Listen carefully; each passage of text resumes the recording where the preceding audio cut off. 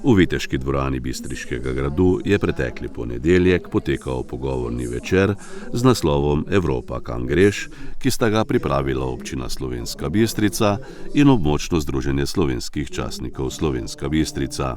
Na omizju, na katerem so govorili o miru, so sodelovali profesor dr. Danilo Türk, nekdanji predsednik Republike Slovenije, magistrica Tanja Fajon, ministrica za zunanje in evropske zadeve, magister Mirko Cigler, upokojeni diplomat, in general-major magister Dobran Božič, predsednik Zveze slovenskih častnikov.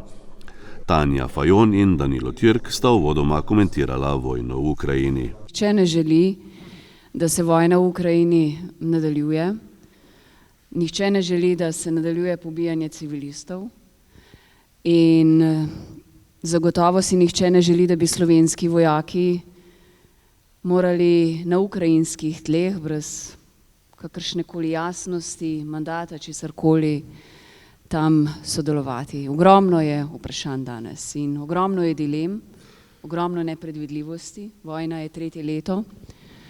Tretje leto si Slovenija prizadeva na različnih forumih, formatih, na eni strani vztrajati za trajen, pravičen mir, to, kar je vedno bilo vodilo naše politike. Na drugi strani razumemo boj Ukrajincev za ozemeljsko suverenost in celovitost, ker iz svoje lastne zgodovine vemo, da z orožjem in silo ni sprejemljivo spreminjati mednarodno priznanih meja.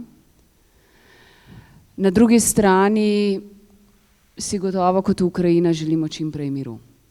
Koliko blizu tega miru in kakšen ta mir bo, pa mislim, da danes ne bomo imeli odgovora.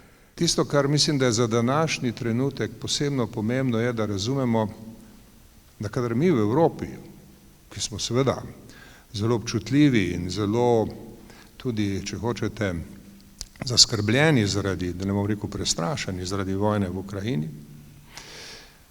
da mi razumemo, da je pravzaprav ta vojna globalni problem in ne samo regionalni problem, ker je tesno povezana njena dinamika, njen končni izid z odnosi med glavnimi igralci v svetu, pravi med Rusijo, Kitajsko, Združenimi državami Amerike.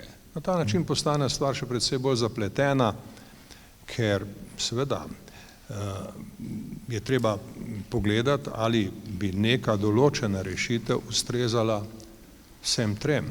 Pogovorni večer je vodil Slavko Bobovnik.